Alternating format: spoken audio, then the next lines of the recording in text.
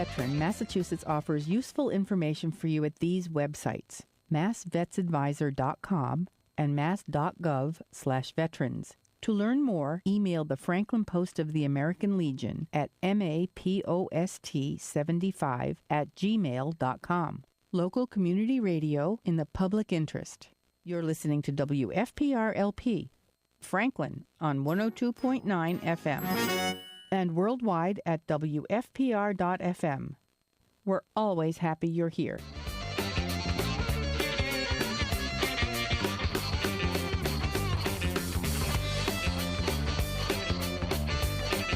Hey, welcome back to hour number 2 of Talking the Blues. That, of course, Charlie Musselwhite with Harpin' on a Riff. And I'll tell you what, he can play the harp. Yeah, he's got great control on that instrument. He really does. And you can tell he's just laid back on that. He's not straining for anything. When he goes up to that high end register, comes down to the low, he's just breathing.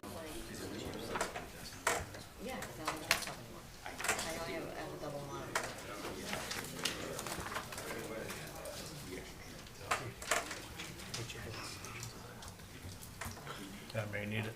No, they gave me that monitor. Amy, all set? We Yes, good? I am. It's Chris, we good? Yep. Okay, welcome everybody. Welcome to the August 8th, 2022 Planning Board meeting. This is video and audio recorded.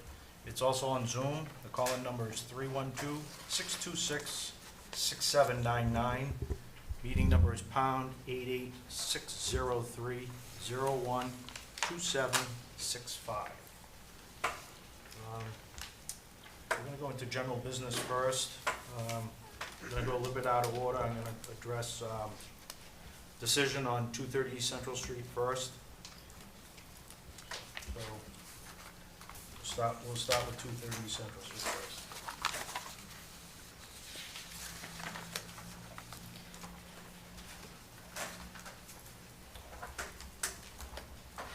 Okay, this is also a special permit, so it's a roll call vote.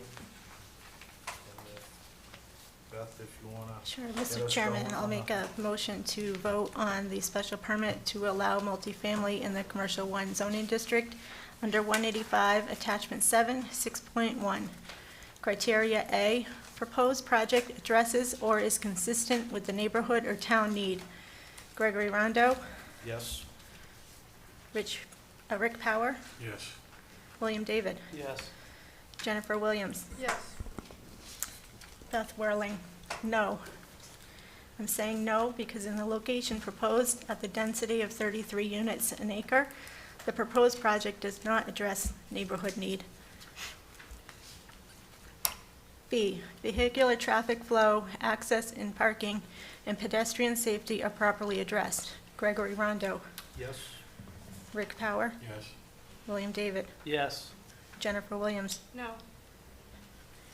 Jennifer. I'm saying no because I don't believe with the density on the site and the existing challenges and the site that already exists that increasing the number of vehicles coming in and out of the site and number of pedestrians coming in and out of the site are properly addressing already concerning safety challenges in this area of town. Okay. Beth Whirling, yes. C, public roadways, drainage, utilities, and other infrastructure are adequate or will be upgraded to accommodate development. Gregory Rondo, Yes. Rick Power, Yes. William David, Yes. Jennifer Williams.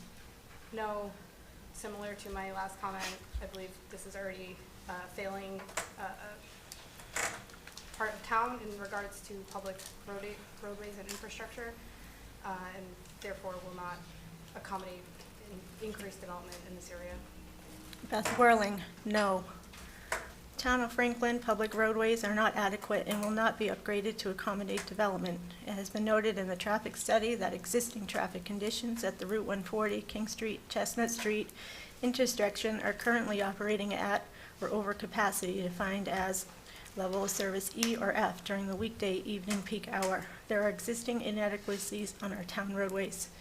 The applicant has indicated they would contribute $5,000 to conducting a signal timing study. However, the applicant did not indicate what, if anything, they would do to assist with costs to address upgrades that may result from the study to improve the coordination between pedestrians, bicycle, and vehicular traffic at intersections. It is of the utmost importance the town of Franklin has the safest possible coordination of our traffic signals for all that utilize roadways as a result of this project, via pedestrians walking on the sidewalks, cyclists navigating the roadway corridors, or vehicles moving through the intersections to adjacent neighborhoods. All aspects of the roadways need to be safe and adequately studied and funded. Neighborhood character and social structure will not be negatively impacted. Gregory Rondo, Yes. Rick Power, Yes. William David, Yes. Jennifer Williams. Yes. Let's see. Beth Whirling, no. I am voting no on the special permit criteria because the directly abutting neighborhood consists mainly of single-family homes with a few 2- and 3-family homes mixed in. The few 2- and 3-family homes that do exist in the area have an appearance and site features such as lighting, trash removal, and impervious coverage that is consistent with that of a primarily single-family home neighborhood. In addition, the mix of single-family, 2-family, and 3-family homes in the neighborhood create a density that is non-impactful to the neighborhood character. Existing residences are 1 to 2-story tall, with housing densities that are well below the 33 units an acre being presented in this project.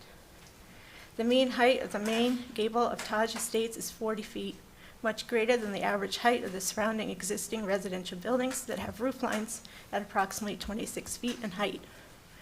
Taj Estates, as currently designed, will introduce site features, many of which are only a few feet away from abutting residential homes, such as 24-hour lighting, site lighting, noise related to trash removal service for on-site dumpster, backup beepers during winter months for snow removal, 55 parking spaces, as well as other features that are inconsistent with existing neighborhood character. The neighborhood character will be negatively impacted by a building that does not fit in any aspect of its character with the abutting neighborhood.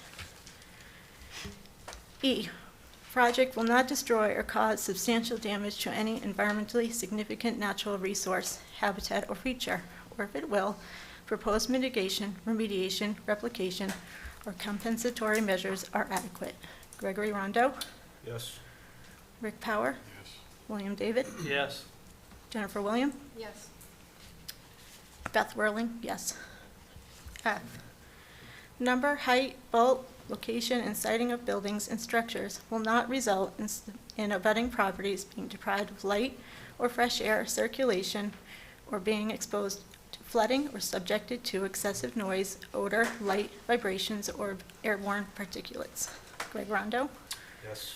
Rick Power, Yes. William David, Yes. Jennifer Williams, No. I believe the significant bulk of the proposed project will indeed deprive neighbors of light, as well as contribute to noise in the area.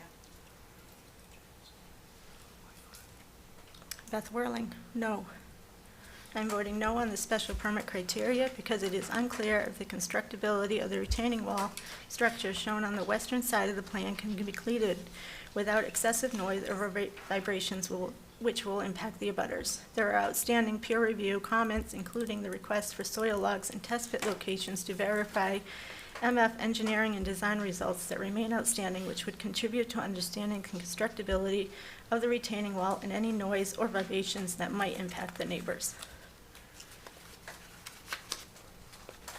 G, water consumption and sewer use, taking into consideration current and projected future local water supply and demand and wastewater treatment capacity will not be excessive. Gregory Rondo, Yes.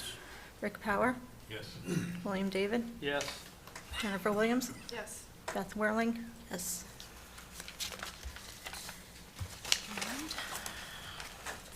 The proposed use will not have adverse effects which overbalance its beneficial effects on either the neighborhood or the town in view of the particular characteristics of the site and of the proposal in relation to that site.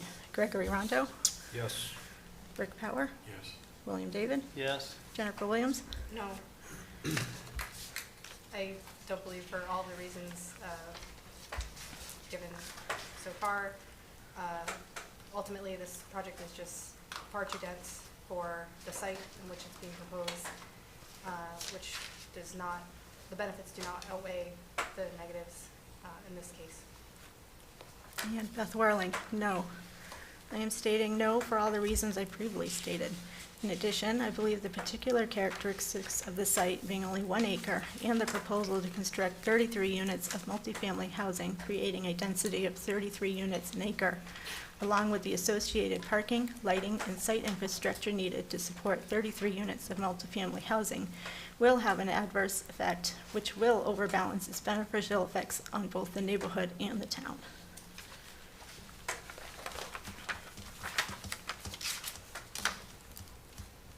Okay. So it sounds like board has spoken and special permit declared. It's been denied. Excuse me? It's been denied. Been denied, yep. Anything else on that? Okay. Well, thank you, everybody. We'll go to general business. Mr. Yep. Chairman, I apologize, I need to. Yep, Beth has a leave. She has a family situation. Field change for Bogan Estates.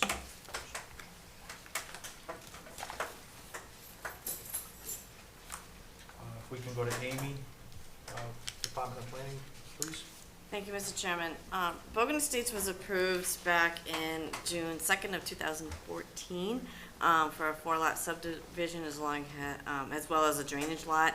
I just wanted to show that they were granted several waivers for the project. They have since come in, they've installed the vertical granite curbing, but they have not put it around the driveway entrances, which is a requirement per the subdivision regulations, section 300-10.H4A.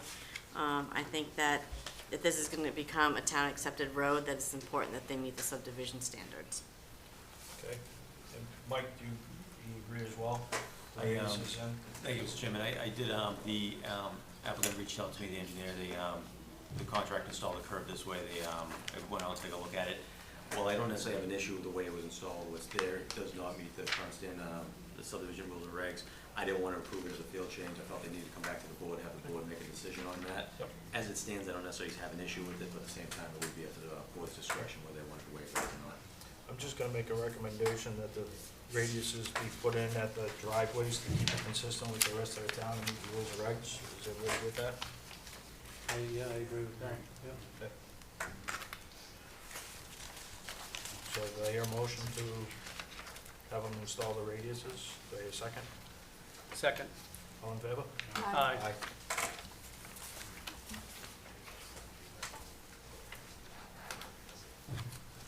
Yeah, next one would be for a limited site plan modification for 16 Forge Parkway.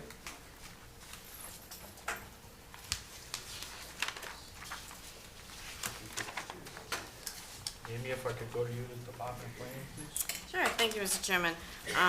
Actually, most of the comments is going to come from our town engineer, Mike Maglio here.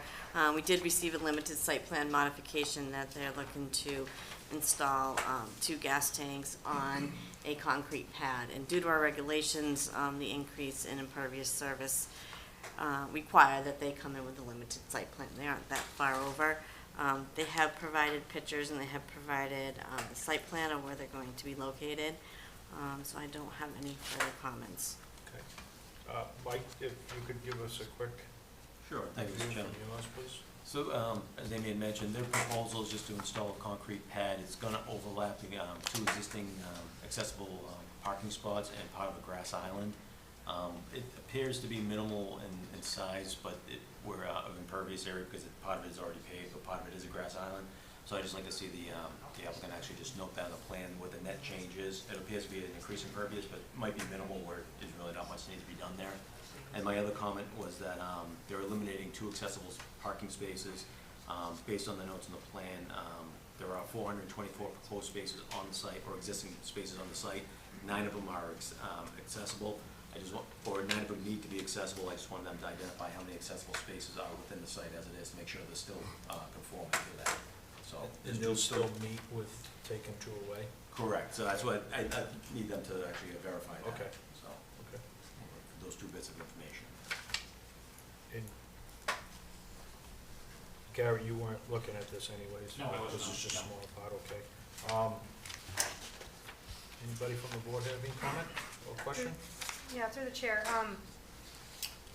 It appears overall on the site that there would still be an appropriate number of accessible spaces. However, it looks like the two that are being eliminated aren't being replaced relative to the entrance or exit that it's serving. It appears as though the remaining 9 spaces would be remote from the door that they were otherwise associated with. So I would just ask that the applicant.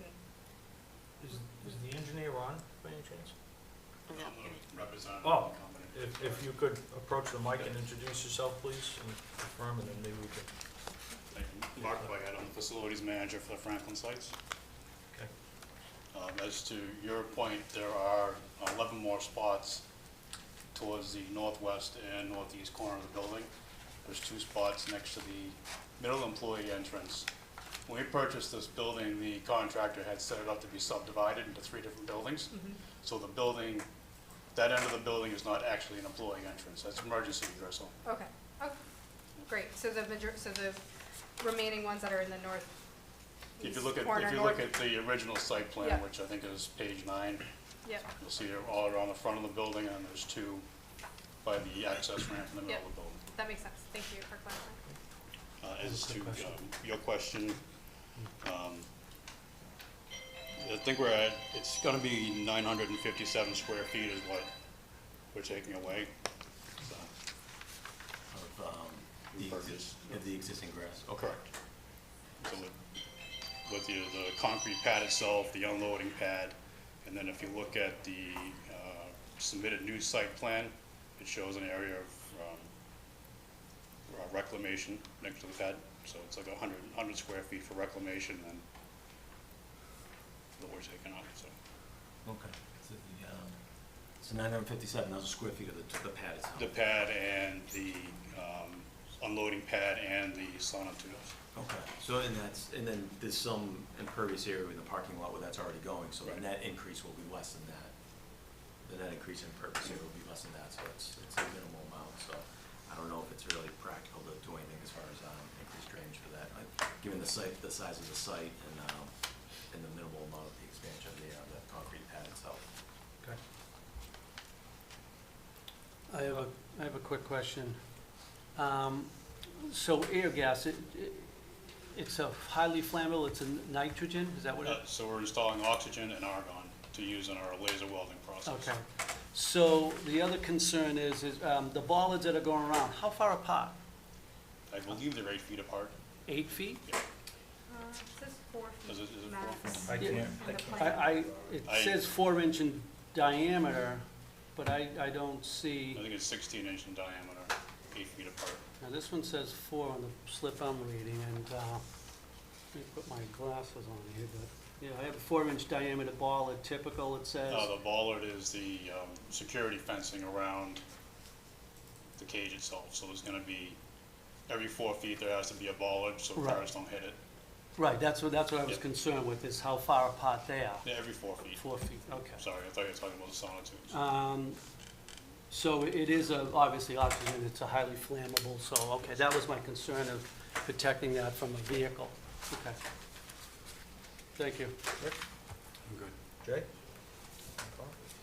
I just had 2 quick questions. So based on your layout, you're gonna be required to put a blast wall in? The drawing I have is so So, about the read, I can't tell. no blast wall. No blast wall, because you're gonna be the, sufficiently we meet spaced. all the air gas requirements for Okay. spacing. My second question would be, has fire department seen this and commented? I think that- I didn't see anything. from No, I don't know if I comment, sent it to fire department. Just because of the gases for them, that's all I'm asking. I don't know if they were going to be required to file with them when they install. They might need to for an inspection as part of I would the imagine. building it's permit. right. They're gonna have to pull a building permit to do this. That's what kind of referred them to us.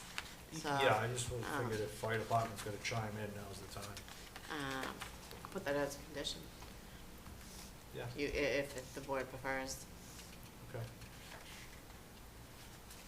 Okay. So what's the board's feeling? Couple conditions and release, or yeah. shall we continue, or just, You concerned with the fire department, or? well, as long as we make it a condition that the fire department's okay with the layout, then they're gonna have to adjust the layout based on fire department and building department, that's all. You know? Mike, you're okay with the release right now? Yeah, my comments pretty much have been addressed based on the discussion we had tonight, so, Do you have to do a little redesign for you, or no? no. Okay. All right, so I'll make a motion to approve the site plan modification for 16 Forge Parkway with the note that fire department looks at the tanks and the locations and they give their approval prior to building permit. Is that good enough, Amy? Okay. Second. Second, all in favor? Aye. Aye. Thank you.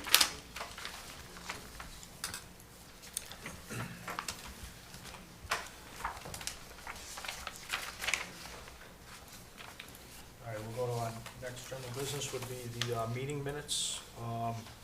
Meeting minutes from June 6th, 2022. If everybody has read them, are there any additions or deletions? If not, I make a motion to approve meeting minutes, June 6th, 2022. Second. All in favor? Aye. Aye. And also for meeting minutes for the June 27th, 2022, any additions, deletions? If not, make a motion to approve. Second. All in favor? Aye.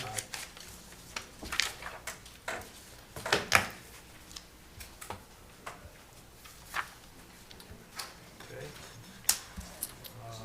Our next line item would be for initial public hearing for 700 Union Street, site plan application.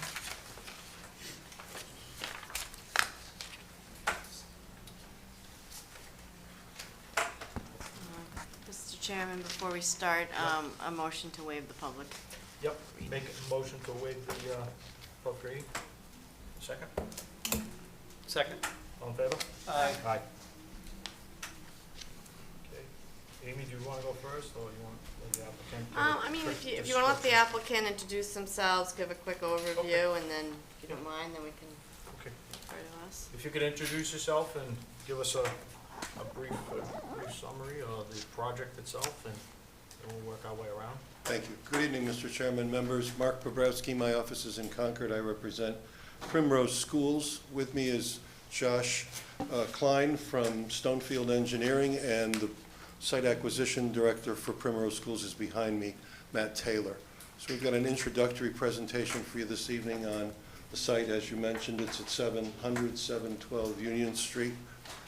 Turn it over to Josh to give you the basics. While he's getting set up, I would point out that this is a Dover Amendment application. Child care facilities have been protected since 1989 by Chapter 48, Section 3.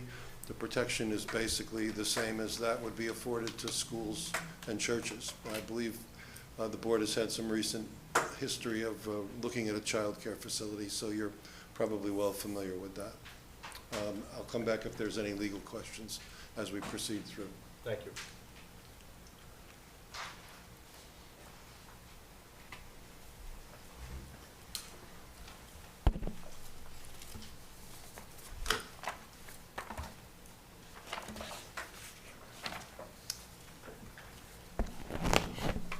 Good evening, Josh Klein. I'm with Stonefield Engineering and Design. Thank you for having me this evening. I'm here representing the application as described, 700 Union Street. I'm a professional licensed engineer. I prepared the traffic study as well as the site plan, kind of the package that you're viewing tonight.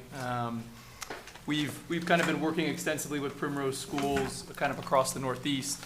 Over the last few years, we've done over 25 daycare applications. We're very familiar with the use, with the operation, and those are kind of the three big things I think we always like to talk about in the beginning is, I think the first is just looking at the project as a whole. So I have kind of 4 boards in front of you. I'll be referencing them throughout the evening. I have all the materials with me that can change out. These are all kind of boards that were part of the original application package, so it's all in the materials that you have as well that was on the website. So in the, we'll kind of use these to kind of just to start, but I think you kind of see with the aerial exhibit in the bottom left-hand corner there is, this is it's a vacant property. So this is a really nice infill development opportunity. This is a permitted use, so this is the type of use that you'd want at this location. It happens to be a good use too, kind of in this area, because you're kind of transitioning between commercial uses and residential uses. So you have kind of an older hotel and a new hotel that's going up across the street. You have kind of this vacant property, which consists of playgrounds, basketball courts. There was kind of maybe a trapeze course at one point in time. There's some big poles up there. And then you have kind of this kind of wooded area, and then you have Spruce Pond Road behind us. The next kind of big part of this application is just the site selection process. So Primrose Schools operates, hundreds of daycares across the country. They spend a long time looking. We were working on this project over a year ago to kind of make sure from a utility standpoint that we had sewer capacity at the site. So we looked at it for a very long time with them. They want to make sure that from all aspects that this site works, from an engineering, from a traffic, from an operational, and does this site fit? Can this site safely accommodate Primrose School, which I'll kind of go on tonight. It definitely can. It can definitely operate safely on a day-to-day. The first thing I think with a daycare application we always like to talk about is school versus daycare, because there's a really big difference, and especially when you start talking about traffic. So I won't go too in depth, because I know this board has seen a daycare in the past, but I think one of the biggest things is this idea of spikes. Schools experience spikes. There's that kind of, you probably have heard the bell effect or the surge effect. Parents have to get their kids into the school at a certain time. That is completely the opposite with daycare. Daycare, you have drop-off and pick-up spread over the course of many hours, and parents tend to work on what's most convenient for them. So there's obviously some parents that have to try to meet a certain time, but for the most part, this is kind of spread out over the course of the morning and spread out over the course of the afternoon. So, for reference, a school sees a spike of about 15 to 30 minutes, where a daycare, sees this over the course of about 3 to 4 hours. So you're kind of taking this traffic and spreading it out over time. So the other thing we'll kind of go into as I touch on the traffic report a little bit more is kind of license capacity versus actual enrollment, kind of versus how many kids are really there on a day-to-day.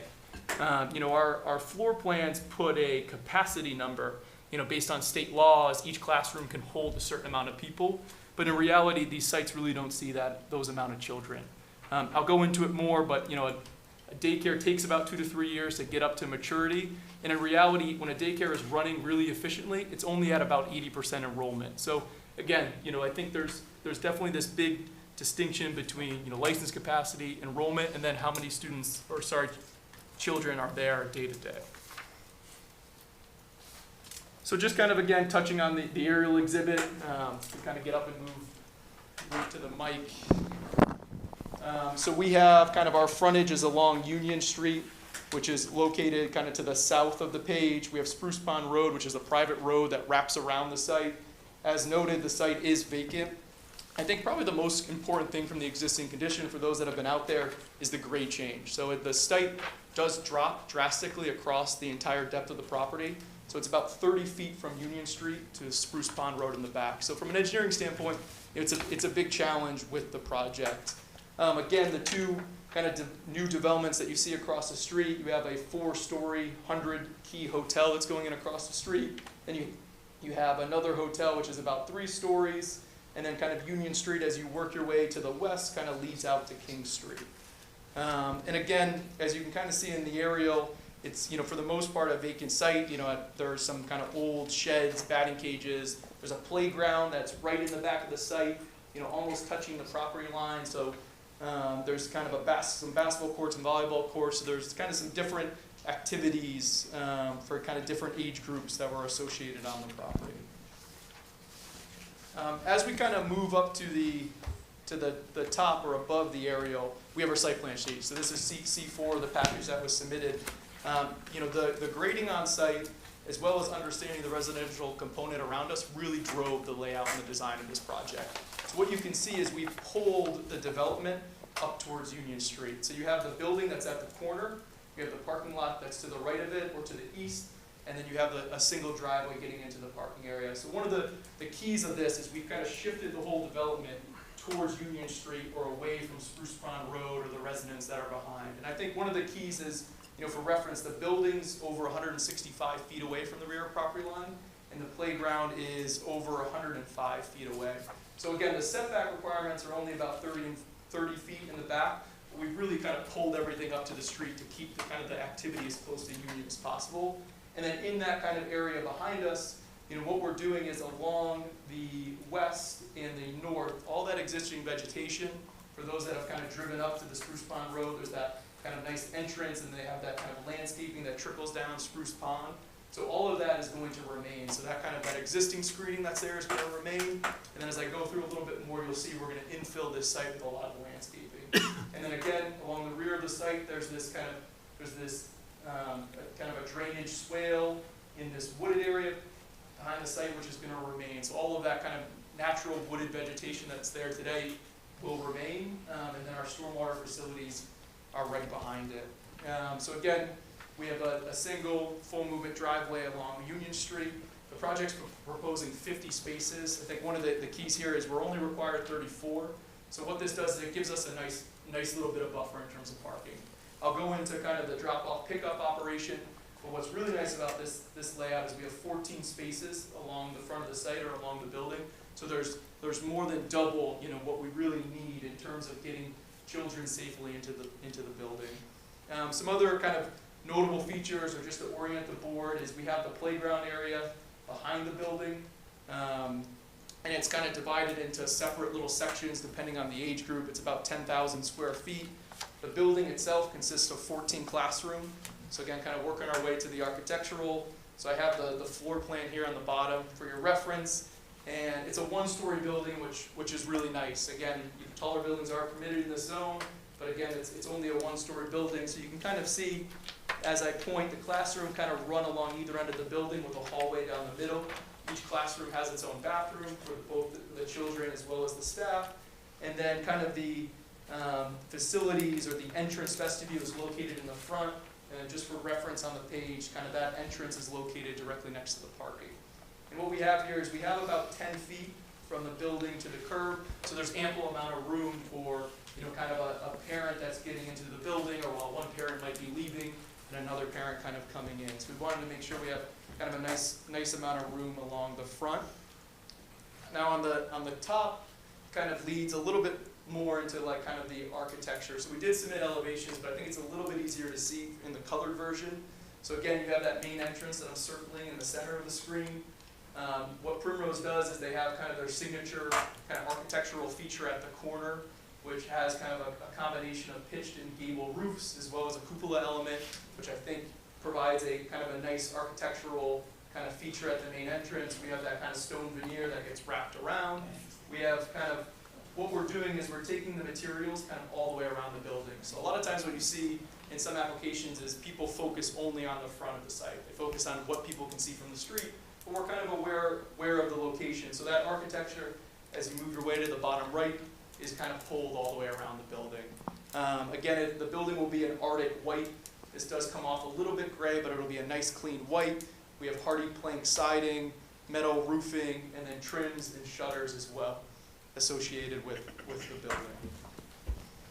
From an operational perspective, typical hours are 7:30 a.m. to 6:30 p.m.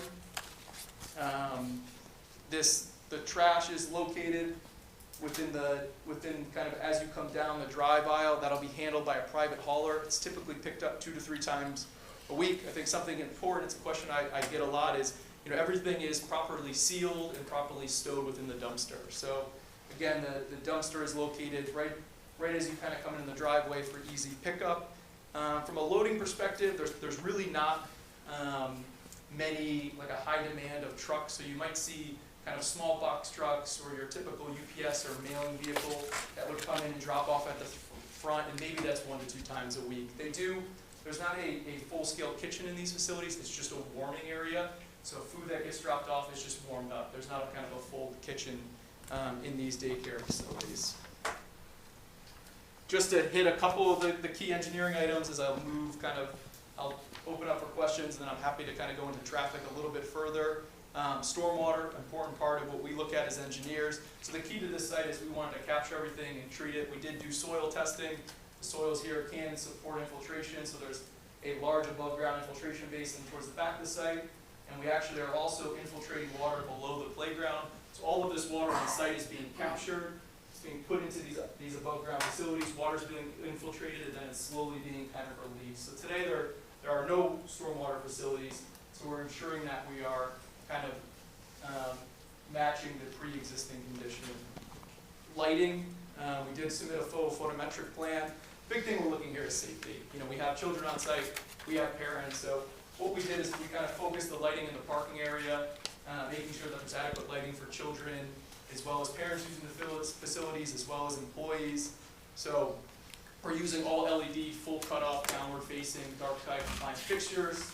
And I think one of the really nice parts here is that all of the lighting is, you know, over kind of 40 to 60 feet away from the rear of the property. So once you get 40 to 60 feet off the rear of the property line, there's no illumination from our site back there. And I think what's even more important kind of for reference is the closest resident is over 120 feet away. So, you know, there's an area of 180 feet that is completely dark. So this site will have no impact from a lighting perspective on any of the residents behind us. And that was kind of a key when we were looking at the design, as well as kind of pulling everything up towards Union Street. And then the last kind of item from a site civil perspective is landscaping. I'm happy to go into it in more detail, but this site is looking to kind of incorporate various different species across the whole property. So 13 new trees and over 300 new shrubs, grasses, and perennials. So we're looking not only to kind of landscape the frontage, the parking area, but kind of the entirety of the site.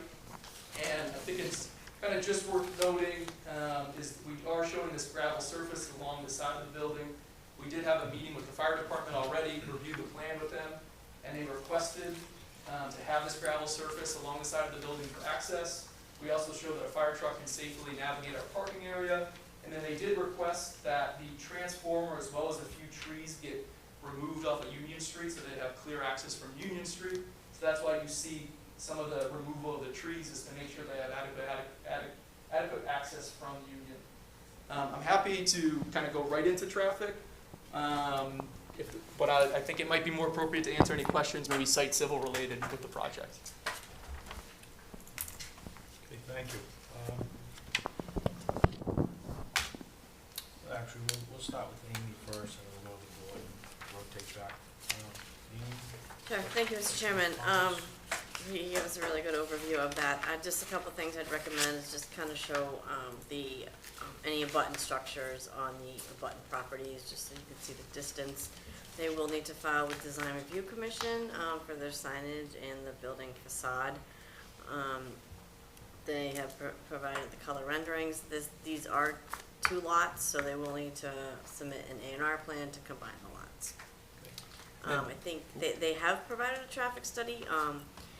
Beta did scope for a traffic review, which has not been done yet. If we want to schedule another meeting to discuss that when Beta's had time to review the traffic, I do expect a report, given that the board, I think, would want a traffic study, but it is scoped out, and I believe Jacqueline's been on alert from Beta to put something together. Yeah, I think we just wait on the traffic until Gary had a chance to get his eyes on it to do a review. Then we can just do a specific meeting just for traffic, if that works for everybody.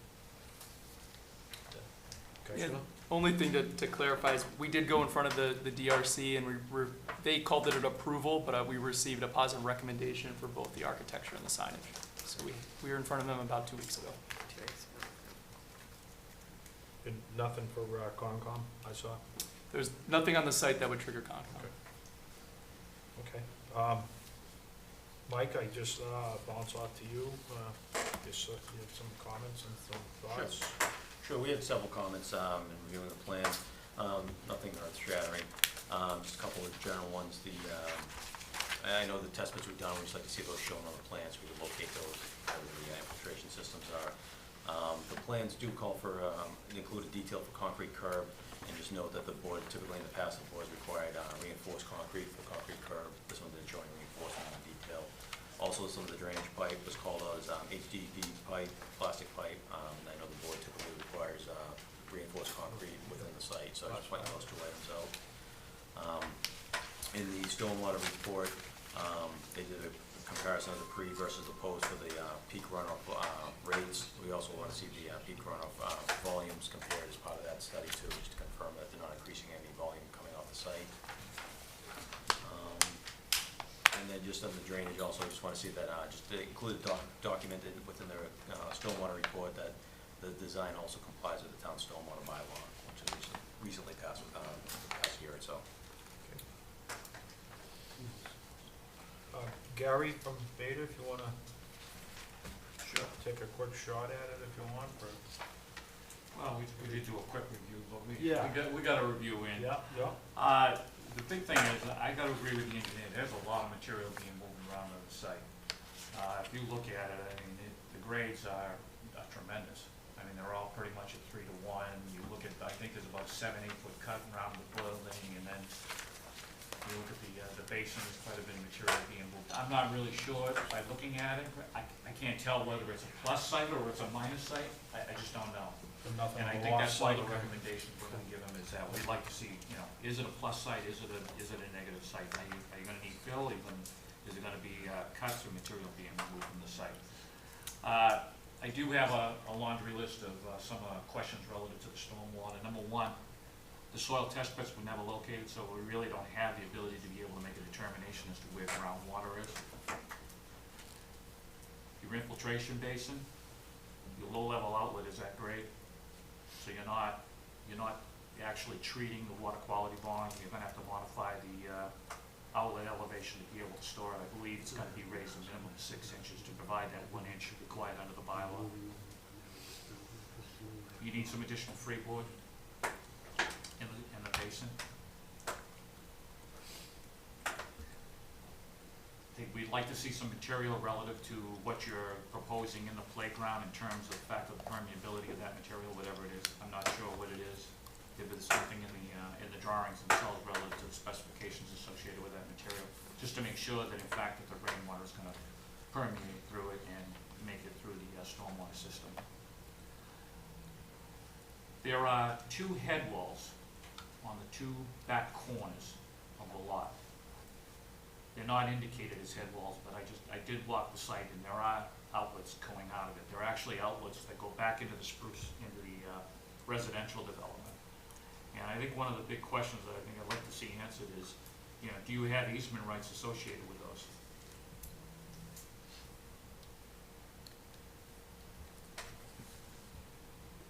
And the other question I have is, now that I walked the site, did conservation actually come down and look at this?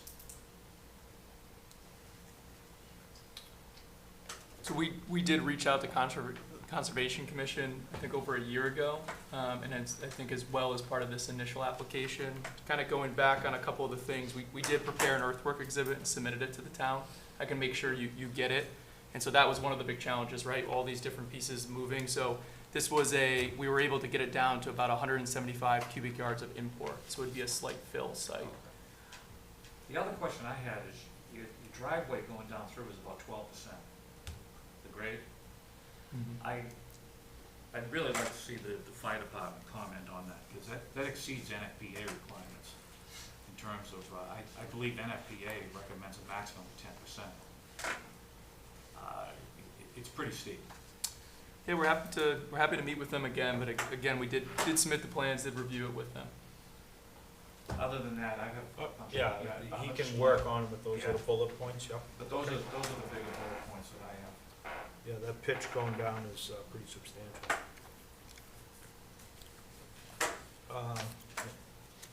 Jen obviously has a couple questions, so we'll go with Jen first. Yeah, through the chair. I'm glad you brought up the slope of the drive coming in. Aside from fire department access concerns, I guess the question is,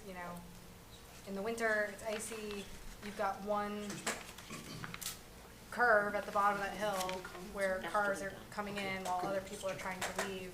And if it's icy or slippery at all, it just seems like it would be a bit potentially dangerous. I know obviously people are hopefully driving slow, you know, there's no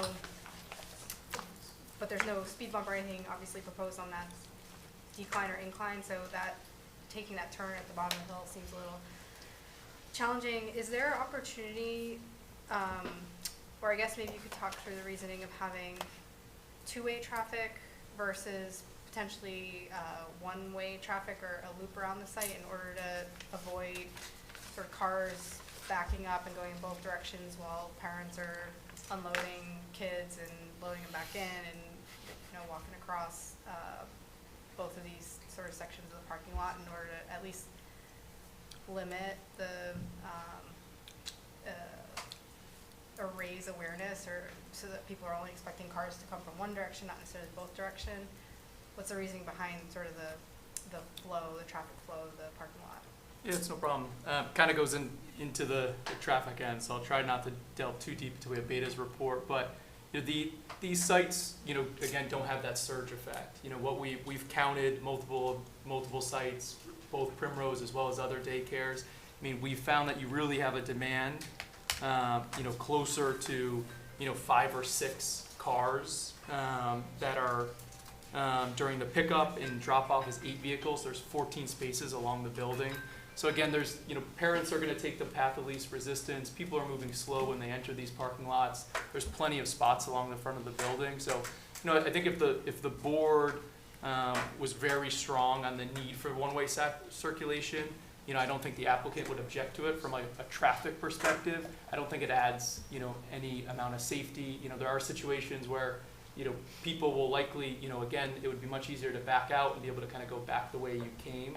But again, there's not this big peak of people lining up to get into these daycares. You know, during drop off, it's about 8 vehicles. I think one of the big things is to think about timing. It's a very quick operation. It takes about 5 minutes for a drop off to occur, and then about 8 minutes for a pickup to occur. So it's a very kind of a short amount of time. People are kind of getting in and out, and we've kind of, you know, counted and observed a lot of these different facilities, and having that one-way circulation pattern wouldn't really, you know, give the site any toward an advantage. Yeah, I think it's less about volume, because I have 3 toddlers in daycare right now. It's more just about the safety of kids darting across the street and limiting where cars are coming from potentially.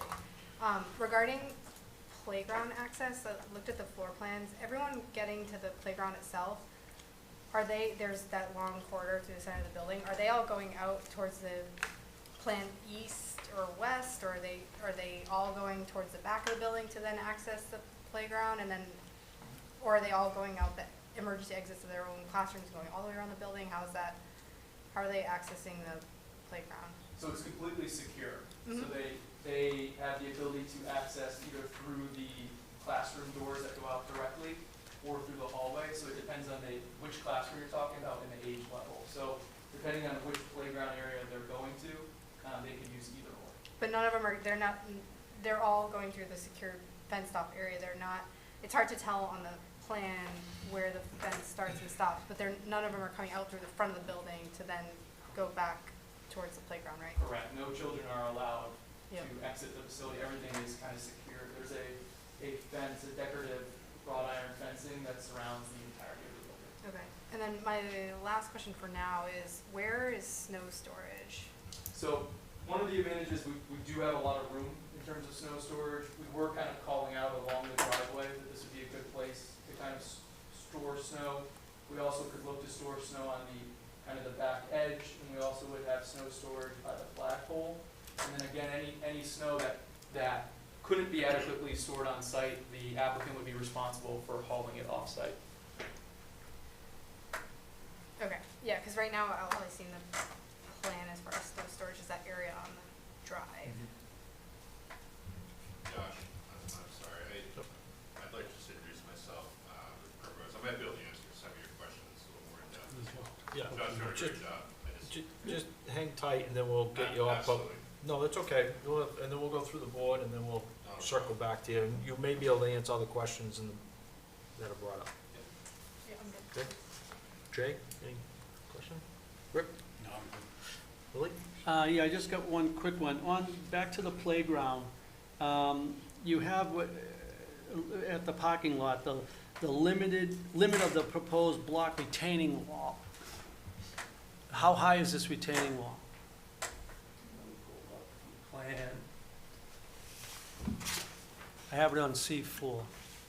Yeah, the grades are just on C5.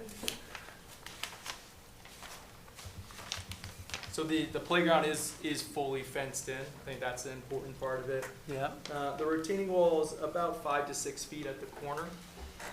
So reference, kind of the high point would be at this corner, and it kind of tapers off.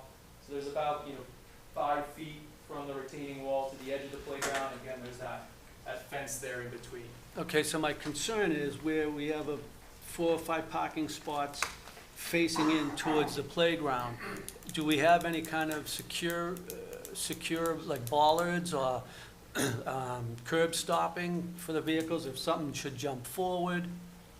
Yeah, it's a great question. So currently we have kind of a vertical curve, and then we have about 5 feet in between. But I think it's a great idea. I mean, we always err on the side of caution, as we can look to put a few additional curb stops there. Yeah, either curb stops, heighten the curbing so the car can't jump, and like I said, maybe some bollards in front of that retaining wall. I mean, just in that area so that they can't get through that, retaining wall. I think a vehicle could go through, so. To add to that, I that's a great point. I'd suggest going all the way down that walkway. I mean, providing additional well, you, protection. on the curbing, I would say yes, or something, yeah, that's a good point. So I'm thinking of the playground, but of course, that's all facing the building, so maybe get some more height of the curbing of some sort, another stop, so that vehicles can't jump, towards the building. I was more thinking of that playground, but the front of the building, like Jen said, I think would make sense too. Yeah, I think curb stops could be a good idea. Again, one of the keys, we want to make sure we're keeping ADA compliance at the front. So, but we do have the full height curb. We have 10 feet from the building, which gives that nice room. But I think some curb stops there would be a great idea. Okay, appreciate it. Thank you. I just had a couple quick comments. Some already hit on it. The snow storage on the right-hand side, I'd recommend finding a couple other places, because every storm it's not going to land there. That's just my experience. And put them on the drawing. Yeah, and locate them on the drawing as you spoke of. Absolutely. Yeah, it's no problem. Yep. The basin at the rear of the site, what would the depth of that be to the elevation of the grade? Would you need fencing around that? I don't need to know now, but it's just a comment to take a peek at if you could. Approximately how many students a day and teachers will the facility have? Perfect. So I can touch on that, and then Matt can obviously clarify a little bit behind. So from a licensing capacity standpoint, or a capacity standpoint per state laws, it's 183 children and 28 staff. But I think this is where those kind of numbers are important. So typically a mature facility is about 80%. So that would bring that down to 146 children. And what we find is on a day, there's about 10% absent.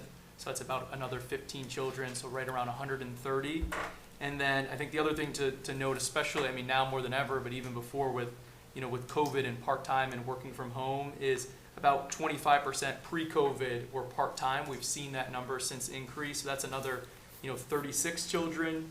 And then when it comes to traffic, we can obviously talk about it more. I think something to note is you typically have siblings and carpooling, so it brings the amount of kind of vehicles down by another 20%. So, shown on the classroom plan is 183 could physically fit per state law. But what we're really going to see here is, 95 to 130 children, if not, less on some days.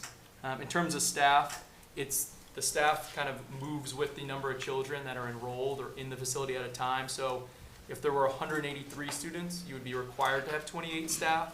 But that number, kind of drops down. And about, about 30% of the staff, or 9, are part-time. So, and again, one of the keys is the staff stagger in through the morning. So you don't have all staff kind of showing up at 6:30 a.m. waiting for the children. They're kind of scheduled to happen throughout the day. So they're kind of coming in gradually as the children arrive. Could you get some of that documentation for us to review? Kids, amount of teachers, so it can go back to the drop-off in the pickup hours? Yeah, it's no We problem. just wanna make sure the traffic flow matches with the amount of kids that are coming in and out of the building.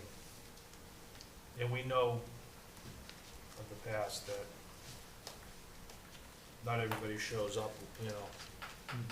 Mom's late, she ties up the whole rest of the line, we have traffic queuing problems, et cetera, so I would like to see it, like Jen was deferring, like a queuing plan and a drop-off zone marked on the plan, so you can designate where it actually happens, for the safety of the kids, so the parents understand where they're gonna drop the kids off.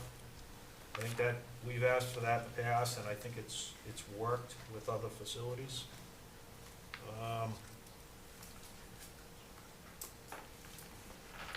Hours of operations was 7:30 to 6:30, just Monday through Friday? Correct. Okay. And just warming, no cooking, so no grease traps, et cetera, et cetera? Correct. Okay.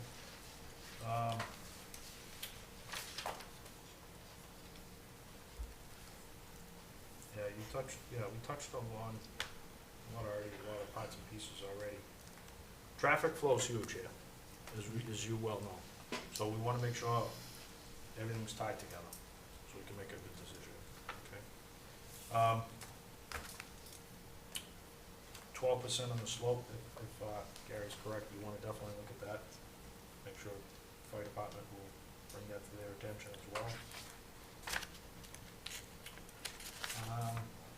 I had a question. What's the distance from the side of the building to the side road at Spruce Pond? What's that sideline on the left side of the site? God, it's at the, So like the left corner, just curiosity, I couldn't see the road. It just kind of goes away. yeah, so we're 40 feet from the property line at the pinch point, so as you get closer to the corner, we're a little bit further away. I would say just kind of eyeballing it, it's probably 10 to 12 feet from the property line to the curb line on Spruce Pond, and that's where, I think you see on there, when you go by the site, they have that vinyl fence, and they have some trees and plantings, which some of it, in some areas, might encroach over the property line, but our plan is to kind of keep all of that along that property. Okay. That's pretty, some of the things I brought up, I guess, maybe we go to the audience if somebody, because we'll get to you, don't worry, you may have a few more answers in the meantime. If somebody has any questions from the audience, if you want to just approach the mic and give your name and address, please. Yes, Ken Macklin, I live at 28 Spruce Pond Road since 2008. Can you clarify in more detail where this facility is going to be in terms of my property? It's very unclear. Yeah, we need a little bit of your help, but we can definitely Okay, attempt to do that. because I talked to the planning board and they were very vague about it. So can you point out maybe where your property is? I have an aerial map as well as a tax zoning map. If you give me your parcel number too. Well, I don't know the parcel number off the top of my head. So here's Spruce Pond Road right here, back of the site. Okay, and where's the current Spruce Ponds right here? You can see here, this might be easier to see the aerial. There's Spruce Pond. Okay, where's Union Street? Union Street's right there. I'm right over here. So you're right, you're in one of these. Well, actually, no, no, Spruce Pond. That doesn't make any sense. You take a right off of King, you come down and Here's Union Union Street. Street. I'm right at the corner of Yeah, Spruce. that's the existing hotel, this is the new one that's Okay, going on. where's Union Street dead end? Dead ends, I believe. Okay, so my Just go all property the way is up right here. over here, at the intersection of Union and Spruce Pond. So you are down, kind of down towards here. That's the intersection with where Spruce Pond and Union is. So there's that development between us and where you are. Okay, when you say development, is this the Milford Ice Center? Correct, yes. Okay, we're gonna be right next to it? Well, that's the parking lot, we're the Okay. parcel next door. Okay, okay, I wanted to clarify that. The whole thing with the traffic study is bogus. The hotel is not open yet. The 100-room hotel is still under construction. You can't do a traffic study without that hotel being open. So all these traffic studies are dubious until it opens up. I would like an independent traffic study done when the hotel's constructed and when it's occupied, because we have no way of telling what's going to happen. We only have one way out of the Spruce Pond condos, and it's Union Street. So this is going to have a major impact on us overall. Union Street's in terrible shape in terms of the roads. It's full of potholes. It's got major issues. So I object to this totally. This is, the 100-room hotel was an insult to us. You put that up, you put an extra floor onto it, didn't list 10 area complaints. So I'm pissed off about this as a whole. Just making my statement about it. Okay, thank you. Anybody else? If you want to just approach the mic, sir, give your name and address.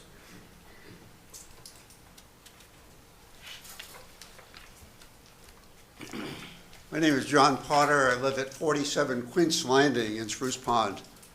And I'd just like to reinforce the issue about traffic. I've been calling the board to look very, very carefully at it. Even now, it's dangerous to come out of Spruce Pond.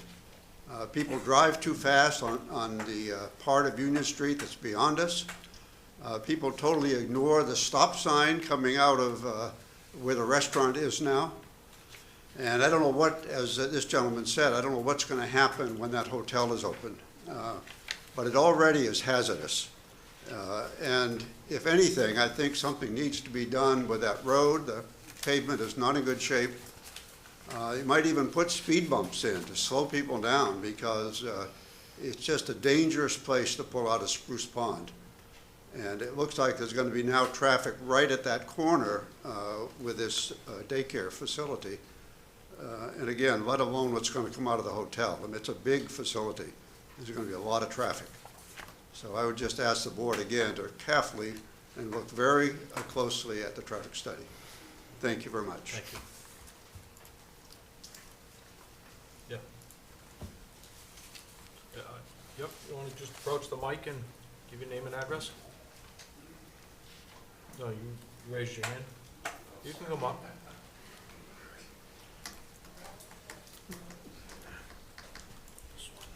Hi, Karen Miller, Washington Street. I'm going to make a quick point here because I'm going to make it again later, but as they're talking about traffic, we should think about all three projects being heard tonight are within 1 mile of each other. So the traffic of this project diagonally across will be the traffic of the King Street project with a little mile down of the Washington Street project. And I think the daycare sounds like a great project. It really does. It sounds wonderful. It's the traffic. Okay, Thank you. Anybody else? Anybody on Zoom? I don't see anybody raising their hands. Excuse me, sir, did you want to address a couple of the questions if you wanted to? Good evening. I'm Matt Taylor with Primrose Schools. I oversee the acquisition development for new schools on the East Coast. I want to appreciate everyone's time. And your board professionals have been great, by the way. We started this project well over a year ago.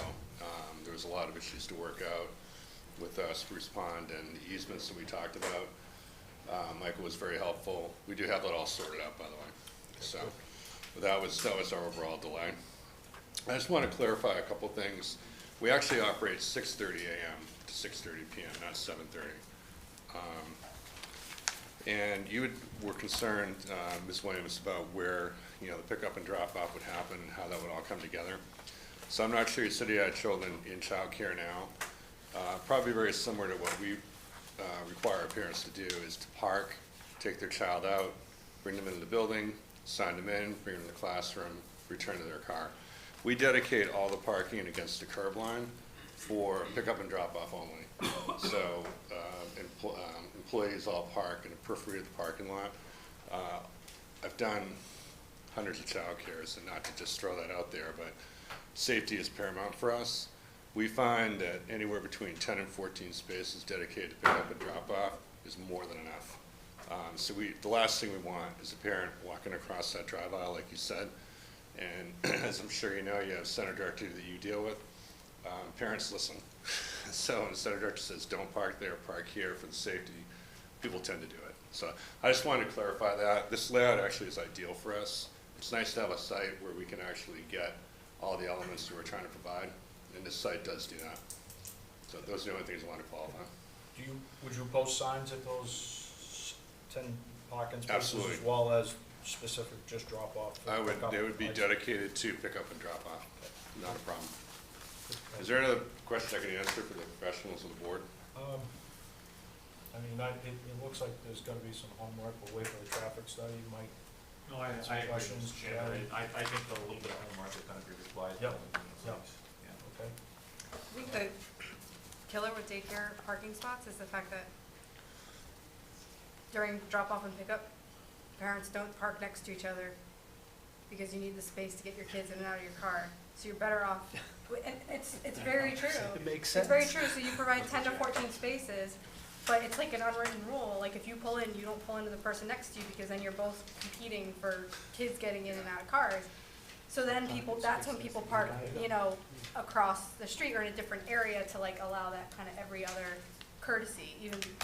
So at some point, I feel, and this isn't a Primrose School specific issue, but you're better off almost having like them set up almost like van accessible spaces or having clearances in between the parking spaces so that you can maximize the number of cars who are all in a row and will actually use that space so that there's space in between each parking spot, Makes rather than sense. encouraging cars to then park across the drive aisle. Makes sense. Do you have enough real estate to make them, say, 12 feet wide rather than 9? Well, so we have 14 spaces along the frontage. I mean, look, I'm certainly open to, we're overparked. You know, I typically like 40 to 45 spaces as a good number. We've got 50. Right? So we could rework the stuff at the curb line, not a problem. Maybe make them a little bit wider? Just make them, If say, that's 12 the feet board's wide or purview. something to that Sure, effect. it's a very good point. If you have enough space to. And if we do, we'd probably end up eliminating 1 or 2 of those 14 spaces, but 14 is more than we need. And someone brought up a point about bollards. I think it was you, Mr. Chairman. Oh, okay. Just a bit. It's a great idea, and we're actually doing that, retrofitting a lot of our schools for that very reason. We've had many childcares have had problems with buildings being hit and playgrounds being hit, so we'll incorporate that. Okay, good. Thank you. Thank you. Thank you.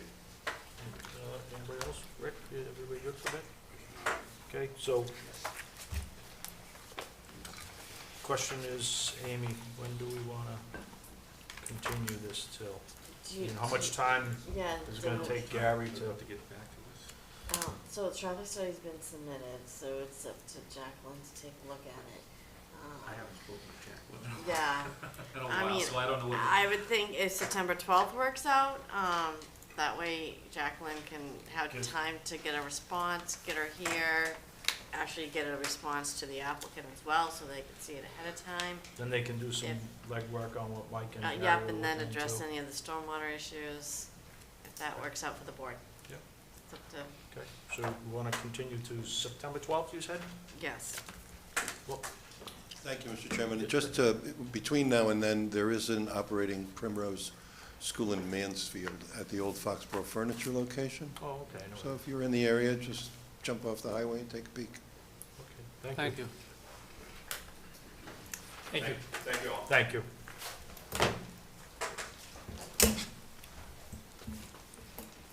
Did we get a motion on that? I'm sorry, I didn't, did we get a motion on Oh. that? Yeah, make a motion to continue, sorry about that, 700 Upper Union Street to September 12th. Second? All in favor? Aye. Thank you, Amy.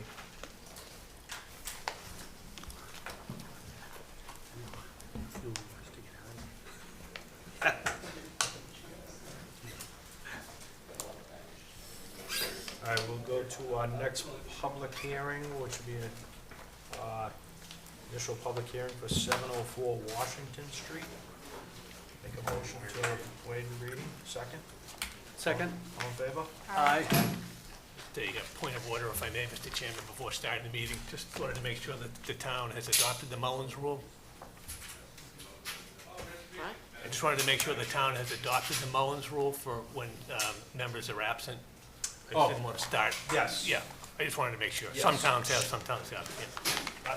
The Mullins was that, Yeah, given it's not a special permit, she can miss one and she Right. can, yes, Yeah, and watch so- the video. Yeah, I just want to make sure. Some towns Yes, we do. have, yes, I just want to make Yes, we sure. do. Yep, perfect. All right, sorry, Mr. Chairman, thank you. Yeah, if you could just introduce yourself, please, for the... Sure, thank you. Edward Cannon on behalf of Amigo Schools, with John Randall, the CEO of Amigo Schools, and also Adam Hunt from Level Design is on via Zoom.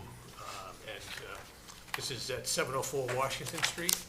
This is immediately abutting easterly the existing Amigo residential homes that are almost ready for occupancy probably next month.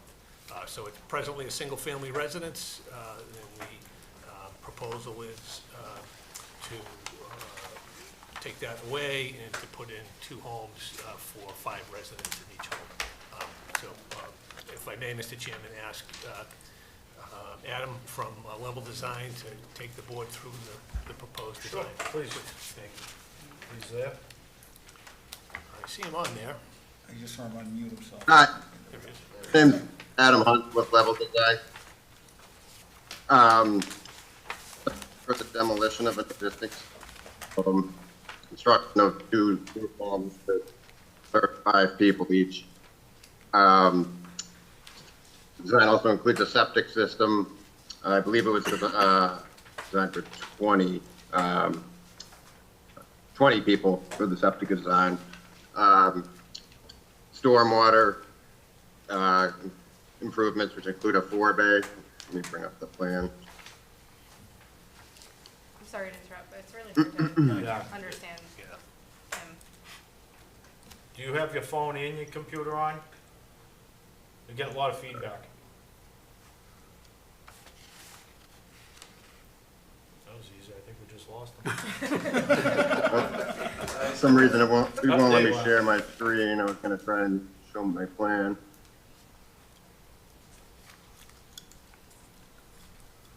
Well, for some reason, it's not letting me share my screen.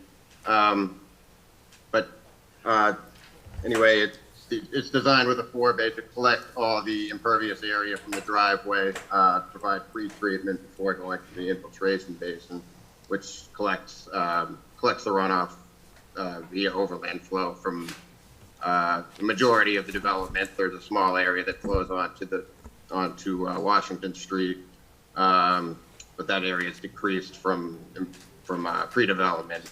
So all standard 2 is met for both areas. The infiltration basin provides all the recharge, so we're meeting standard 3 and 4 with the 4-bay and infiltration basin. There are the shared driveway, and 10 spaces for each building. Let me bring up. You can go ahead and share your screen now. Oh, okay. Thank you.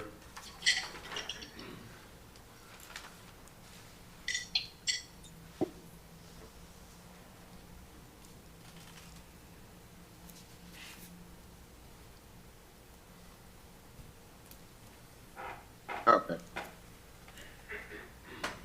So, as I was saying, the majority of the driveway go along the front of the buildings.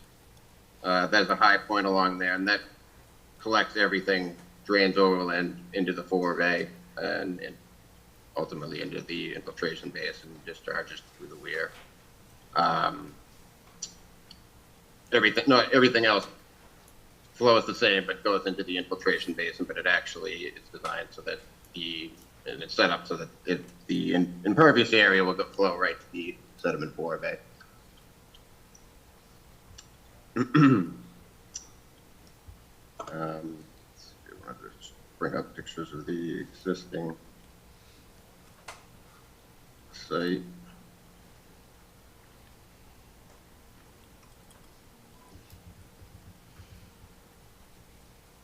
Here's some photos of the existing site in front of the house. This is looking east, I believe, on Washington.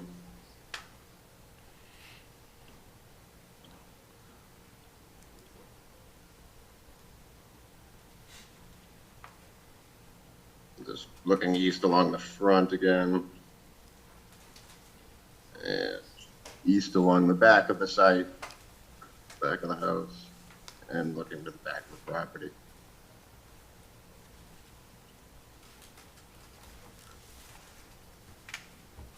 And back to the street.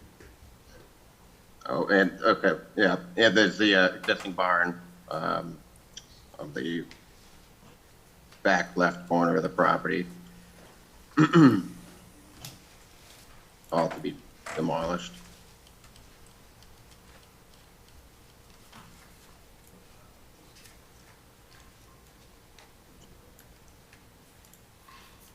And then the adjacent property, this is just next door to the east development that Ed was speaking of. So moving along to the east.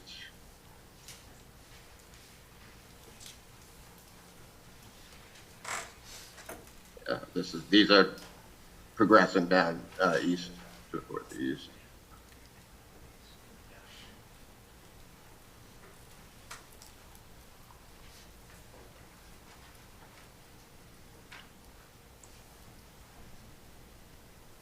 And that happens to be the nearest fire hydrant, which is about 150 feet or so down the street, across the street and down to the east.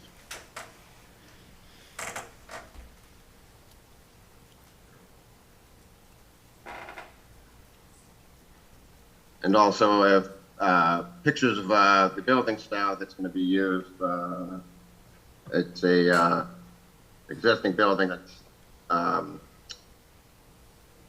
actually right nearby our office. So this is the style that is proposed.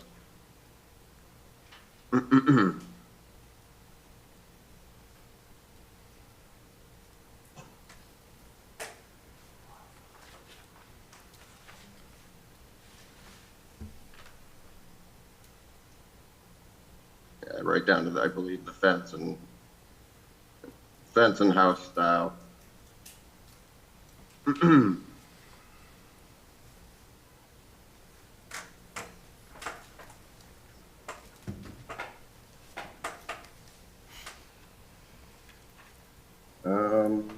Yeah, You all good there? yeah, I think so. I guess, I'll take any questions now. okay, we'll go to Amy first from Department of Planning. Thank you, Mr. Chairman. So they're proposing to construct two group homes. They are exempt as the zoning law allows one single-family residence on the lot. However, through the Dover Amendment, they're allowed two. I do want to note they are still to comply with our section 185-31 site plan regulations. So I think the plans really were lacking in curbing detail, landscaping, paving, lighting. So I think the site plans need to be submitted with just a lot more of those details that comply to the 185-31. They will need to file with the Design Review Commission for a recommendation from them. Fire did express a few concerns about, getting through the site, so I think that they need to address fire's concern. And I just also, again, recommend that showing, the abutting structures, within 500 feet of the actual site so they can see. We do know that they own that site next to them. I don't know if they explored accessing it through both sites, but no, it doesn't work. That's fine. Just might want to show the relation to the structures. Thank you. Thank you, Amy. I go to Mike from DPW. Mike? Hey, Mr. Chairman. A couple comments on this. With the construction of the new driveway entrance, the existing entrance will need to be closed off with granite curbing and that section of sidewalk reconstructed to close that off. We also know just a section can be shown on the plan. And based on the grading, it appears that the retaining wall in front of the existing house will need to be removed. But I'd just like to clarify, to what limit will that be removed, will the entire wall running down the street, or just a section of it? And then I also had a comment in there, that they would need to submit a stormwater report, detailing the design of the drainage system. I did since receive that after I made the initial review, so I just haven't had a chance to get back to that yet, but, I did receive that, so we'll be looking at that and seeing if they have any more comments on the drainage.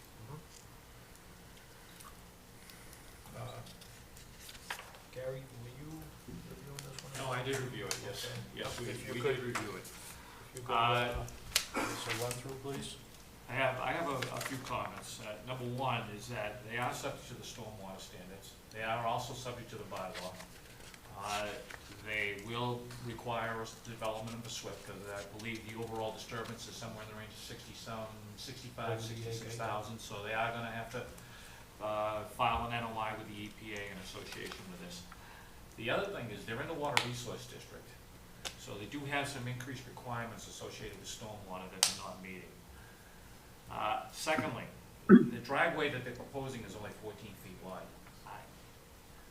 I refuse to believe that the fire department is gonna accept that, and even under the local bylaw, under the local sections, I believe the minimum is 24 feet. So, that in and of itself is just, in my mind, is unacceptable. There is no curbing proposed around the parking lot. So it's wide open, the parking spaces are all off of the center aisle towards the buildings, and it's pretty much just a free shot right through the buildings. Yep. What else? It is a nitrogen sensitive zone. I actually did comment on the septic. I shouldn't have, but I did. I broke a rule, but it is a nitrogen sensitive zone, so you should be aware of that, and at least, I believe the Board of Health should probably pick that up, but, that was one of the other comments that I did have. Other than that, as I said, I had a laundry list, but there was no calculation submitted, so these are kind of, just. Get the ball rolling. Yeah, with that big being picture, said. comments rather than. Sure. Yep. I will agree with Mike though on this one. I'm not sure with the wall in the front, to pull that wall out in the front, you might damage the sidewalk. So it'd be nice to know specifically how much of that wall is actually gonna be removed and what portion's gonna be maintained. Maybe they can lay it out for you to see too, if that's the case as well. Yes. Be beneficial. No, I agree. Okay. All right, well, thank you, Gary. I guess we'll go to Rick first. Rick? I don't have anything right now. Okay, we'll go to Jen, because she was dying to go, that's why. He was smiling, I know. Through the chair, honestly, it's really hard to read these drawings. I think we need a package of more clear drawings, overall series of drawings, existing building drawings, better site plan that shows this proposed parcel at a scale that makes sense, located to nearby other parcels, abutters, and structures on those sites. Just so much more information. It's really hard to even comment on what's in front of us at this point in a meaningful way. So I personally would just like to see an improved set of drawings that is a lot more clear with more information and dimensions and everything that will help us to be able to move this along and make real progress. It's just hard to even start with what we have. So that's all. Thanks. Okay. Jay, any questions or comments? I was gonna comment on snow storage, but I think it's just under myriad of things that needs to be added to the plan, so. Yeah. I had a shopping list of stuff, but I think everybody touched on it. Willie? I'm good. Okay. So, going back to Mike and Gary and Jen, I think plan's definitely lacking information. Curbing, width of the roadways, landscape, snow storage areas, design review, potential access to the adjoining site, number of students in each building. Yeah, we definitely need some more information on drawings for everybody to review. And a sound decision here. So, I'll go to the audience. If anybody in the audience has any comments or questions, if you could just approach the mic, give your name and address, please. My name is Stephen Kenny, representing Mark and Julie Seifert. I'm an attorney from Medway. Just a couple of comments, other than what's been already said. Firstly, my clients, the Seiferts, live to the easterly line, and it appears from the plan that the plan would be to leave the buffer area that is presently existing there. And that's one of my client's major concerns, that that remain. I think that was also one of the comments of Beta that they made under G4, that along the easterly property line, the applicant is proposing to grade the property. Beta recommends that this proposed grade be moved outside the limits of the existing vegetation to allow that vegetative buffer along the property line to be maintained. And we'd be asking for that to be specifically outlined on the plan and/or to be made a condition of the board's decision. Again, there's as the experts have mentioned here, there's lighting plans, there's storm management plans that we'd be wanting to review. I think that the presentation mentioned that there would be 5 residents to each home. Is that correct? That's correct, yeah. So we'd be interested in reviewing revised and updated plans. Thank you very much. Thank you.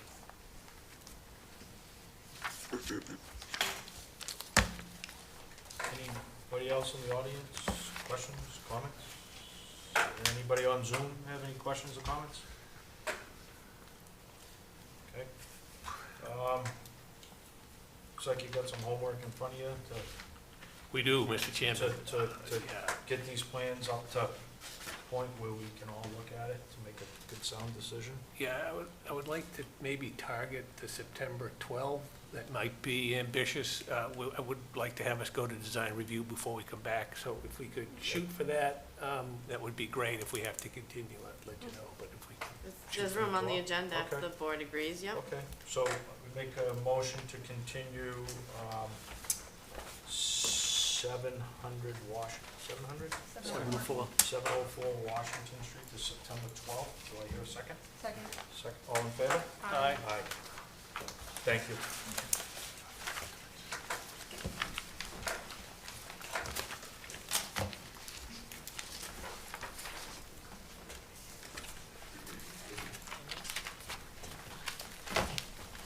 Okay, and then we'll go to last piece of business for the night would be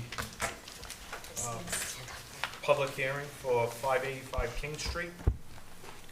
If you could introduce yourselves to the board and to the audience, please. Good evening, Mr. Chairman. Edward Cannon on behalf of Marcus Partners, joined by Josh Berman from Marcus Partners as well. Josh has been very in touch with this, and if I may, Josh could sort of give the board a sort of an overview of where we were with this board and where we've been and what brings us back here tonight. If you could, please. Good evening. Again, Josh Berman with Marcus Partners on behalf of the applicant. I just want to provide an update. We were first in front of you back in November of '21. We presented a site plan for industrial warehouse building at 585 King Street. That was roughly 300,000 square feet with loading opposite of 495. After discussions with the board and our consultants, it was recommended that we rotate the building so that the loading was closest to 495. In December of '21, we came back with an updated plan that rotated the building, put the loading on the 495 side, and also shrunk the building by about 50,000 square feet. We have been before the Design Commission and received their recommendation. We have also filed an ENF and a DEIR with the state of Massachusetts as part of the MEPA application process, which is ongoing. We've been in front of the Conservation Commission, and last Thursday we received an order of conditions from them. And we've also worked with both Beta and DPW through the updated stormwater, water, traffic, and site plan reviews. I believe there's some minor comments from both DPW director and Beta that we had asked that those be made a condition of any approval. That's all I have. Thank you. Okay, good, thank you. Guess I'll go to Department of Planning. Amy? Thank you, Mr. Chairman. Yeah, so they did, as of when I wrote my letter, they hadn't been in front of conservation. I do have confirmation. I did receive conservation approval last Thursday night. Just a couple outstanding comments. The board can choose to condition them or get responses tonight. Just kind of, it's been a while since they've been in front of us, so kind of went over my last comments from months ago. And maybe some of them been addressed that I missed, but you got the requested hours of operation, if the board's comfortable with that. I think the traffic has been resolved, but I think there are just more kind of understanding of what communication has been with Mass DOT and what the final improvements were, and that could be conditioned to work with, our DPW team here when they start getting into those road improvements to make sure that DPW is in the loop. We do have a letter from the abutting property because, for some grading easement, so there is a letter that was submitted by the abutter as well. Just wanted to note that. And then I think the last plans, the only kind of outstanding item I'm a little bit concerned about is the last set of revised plans we have in front of us is June 11th. I don't know, based on correspondence back and forth with conservation, had anything in those plans changed since June 11th till now, which is August 8th. So that would be important that whatever conservation has approved from site plan wise, planning board needs to have in front of them as well. Thank you. Thank you. Mike, I'll go to you for Department, DPW, if you can. Thank you, Mr. Chairman. A number of comments on the last set of plans we had reviewed. Nothing too major, but just in generally, some comments about the proposed retaining walls. Just want to see the elevations for the top and the bottom of the wall. Called out as one wall adjacent to the truck access on the southeast side of the building. It wasn't called out. We just want to see that added. The retaining wall along the I-195 layout may require a protective fence along the portion, its length, because it's about 11 feet high. Defer to the building commissioner on that, with the retaining wall. Some notes about the off-site improvements along that section of King Street.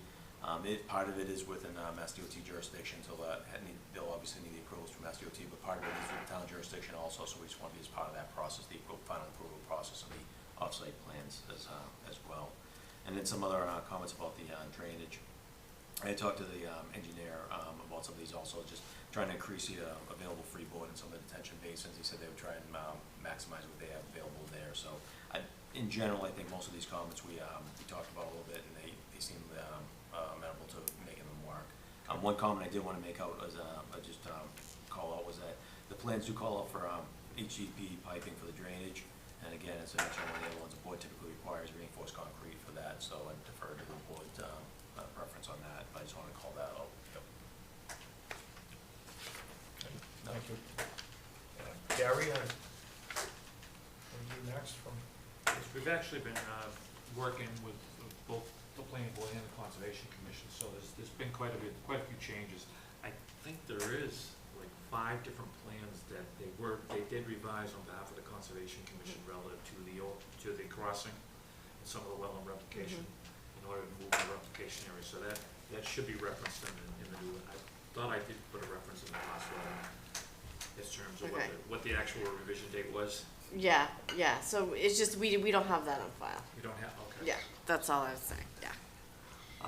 Other than that,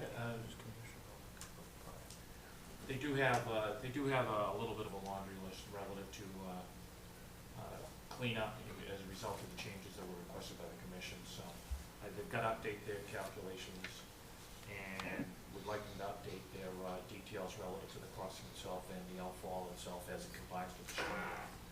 Other than that, the other thing was the trees up in the back left corner by the septic system. We asked them to move them, get them further away from there, and provide a little bit more of a screening buffer to allow it for the abutters on that edge. Other than that, I believe I did speak with the engineer, and they are amenable to these all as conditions of the board. Okay. Good, thank you. Anybody in the audience have any questions or comments? If you just want to approach the mic, give your name and address, please. Hello, my name is Dave Chestercove. I actually live at 391 Oak Street. My father lives at 627 King Street. He is the abutter to the property. I am a trustee in the property as well. I've been speaking a lot with Mr. Berman regarding our concerns that are addressed in the letter, and he has satisfied all of them. So we no longer have an issue with the development. My only concern is really with, I don't know if it's in the DPW report or is traffic. I don't know what the speed limit is, if the town could review it, and then at the very least, get a no right turn on red for the new street that's going in. So they can't make a right turn on red just for traffic safety. That's really just my concern as a citizen of the town. And that's it. Okay, thank you. You want to approach the mic? Give your name and address, please. Hi, Karen Miller. Again, sorry about that. I just want to first impress upon the comment I made earlier about the traffic, and I know you all are taking it seriously, but I want you to know many people are taking it seriously. And I feel like I'm the spokesman for many people in the neighborhood and such, and it's not the project, it's not the builders, it's not that, it's the whole package, right? When you look at the traffic at the intersection, what's gonna go on there, they talk about rebuilding it and such, but they're adding, you know, over 500 trips a day into a small area. You think about adding the daycare center, which is a great thing, right? Not a bad project, but you think about it and think about the intersection they're all feeding into, the fire trucks, all the traffic coming up from Rhode Island. You cannot get through that intersection in the morning. No matter what anyone promises, the trucks won't come at this time, the trucks won't come at that time. They're empty promises. They can say what they want to you now, but you cannot legally enforce when their trucks come and go, right? So think about, you know, what it's doing to that whole area. We're changing the whole area. The impervious area in itself is changing, right? We're going from having all the trees and the woods and such, this building on the back side of it, what's going on Washington Street. Drive down Washington Street, what was just approved. It looks like a zone that's, you know, they're moving gravel by truckloads day after day after day. So this whole area, I would just love for someone to say, this is what the traffic is gonna look like. This is how people are gonna get through this intersection coming off of 495. Those are short ramps. Those are short downward graded ramps. Is the state saying they're gonna configure those ramps so that when the trucks come off of it, they're not gonna hit the people that are stopped at the light that you can't take a red on? Are they gonna, you know, both directions? So dangerous. Those ramps are not set up for massive truck traffic. And anyone that's been in Franklin for a while remembers when 495 was built, they didn't want trucks on the road, right? So they did not set up those ramps to have that truck traffic. Think about your 95. Your ramps are curved and long. These are not. So it's not the project, it's not the builder, it's not the people. It's the traffic in the area and how that's gonna work. So thank you, I appreciate it. And I know you're looking at it, it just, seriously, someone show you how it works. Thank you.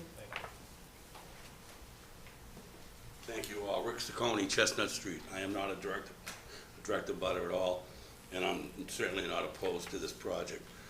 To speak to what Mrs. Miller just spoke to, we continue as a town, no disrespect to your board, appreciate what you do, all you folks, I get it, we all get it, but we continue to lose sight going forward to the quality of life of people in Franklin as we continue to put more and more 10 pounds of it in a 5-pound bag.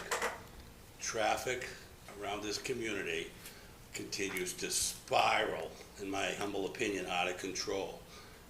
It's backed up on all the main thoroughfares, all the intersections, Fridays and Saturdays, and not so much in the downtown where they would like to like to see it, like to have it, but on the main thoroughfares in and out of our community. I don't have the answer. I don't think any of us have the answer, but clearly, sooner or later, 25 years ago, we implemented a sewer extension bylaw.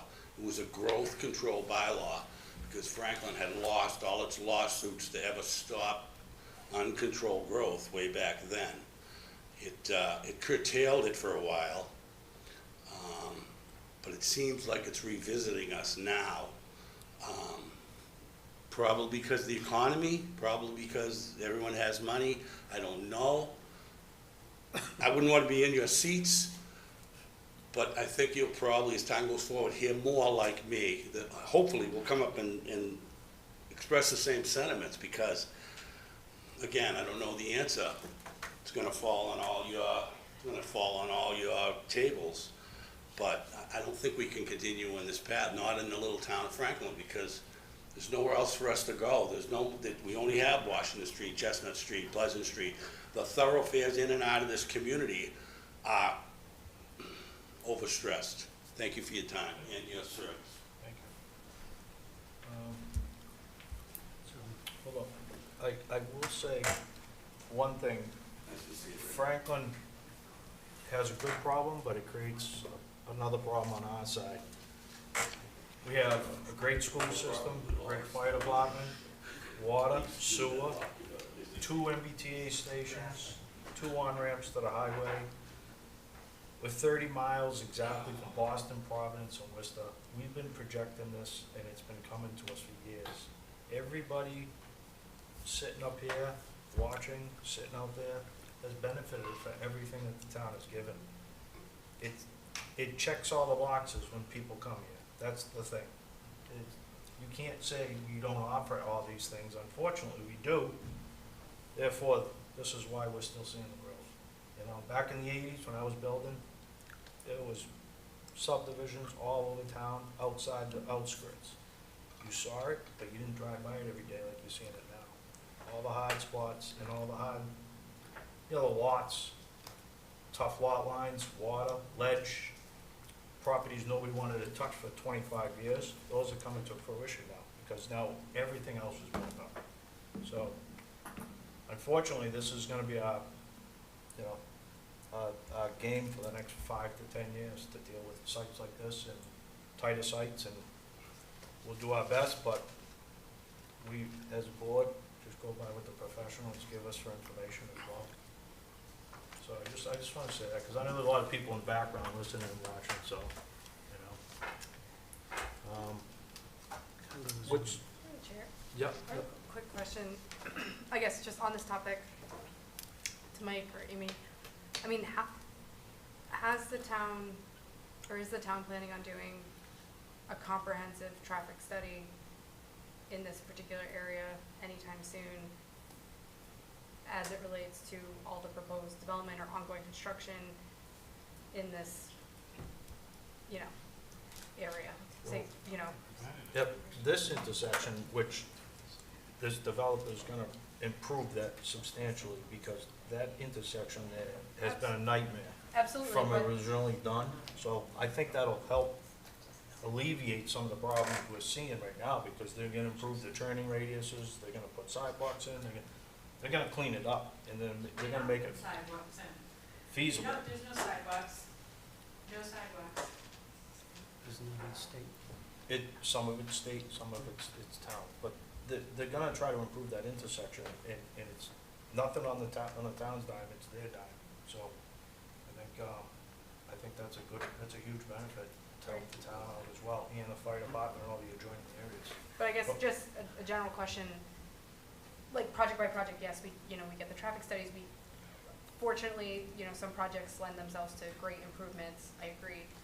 But, and I'm just curious for my own benefit, does the town look at Washington Street, for, heading all the way towards Bellingham, all the way down towards, the other end of 140 when you get to Rentham, and I don't know really if that's just an impossible task, but like at what point, do we say 5-10 years out, what are our projections based on everything existing and ongoing and upcoming, and what the sequential impact is on traffic sort of down the road, not necessarily specific to any one development, but just for the overall As a whole. town's, you know, improvement plans or master plan for, you know, roadway infrastructure improvement. I just, So I can try to Yeah. answer that best I can anyway. So we don't look at corridors like a traffic study or entire corridors townwide, anything like that.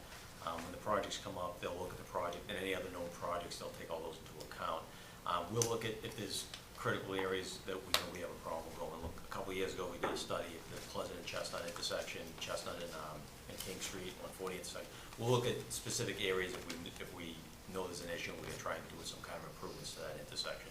But we don't, a town-wide basis, do an overall traffic study or master plan like that. It's not from DPW anyway, anything like that. With this particular proposal, they are, you know, the frontage that they're on, you have the 495 that does belong to the state, but the intersection where this signal is going to be is a town intersection. So we're both, the state and the town are working, we'll both get a chance to take a look at it.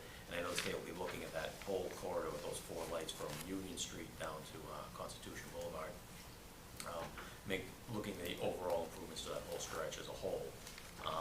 But as far as going further on the street and like on a town-wide thing, we don't do that. okay, thank you. Did you say somebody was on I Zoom? don't know, was anybody on Zoom? No, nobody was on Zoom? What's her hand up? Oh, that's Maxine. Oh, so, I'd make a motion to close the hearing with the conditions of a couple loose items Gary and Mike had. In this one, they pretty much satisfied us, I think the last time we were the Conservation Commission. I'd make a motion to close 585 King Street. Do I have a second? Second. All in favor? Aye. Aye. Okay. Thank you. Thank Thank you, you. Mr. Chairman. Have a good evening. Thank you.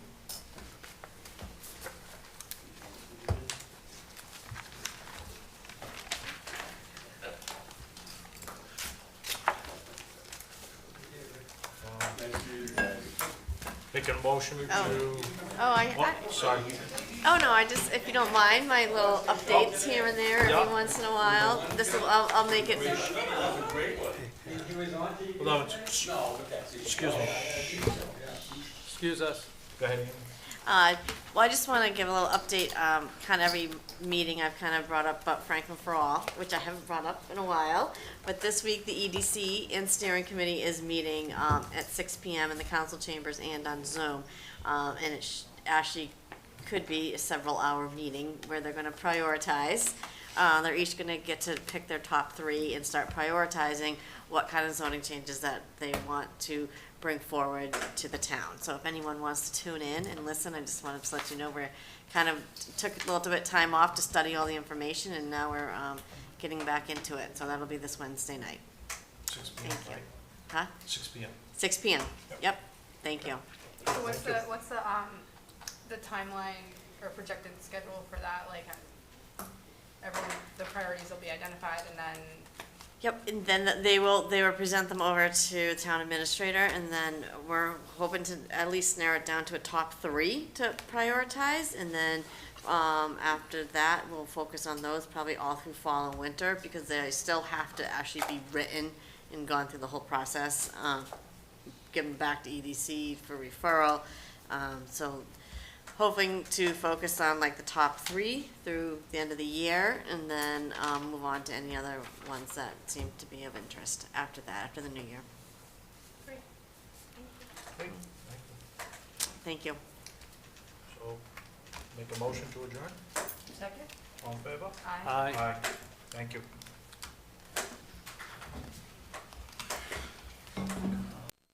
Which was Franklin Almanac. And we were able to produce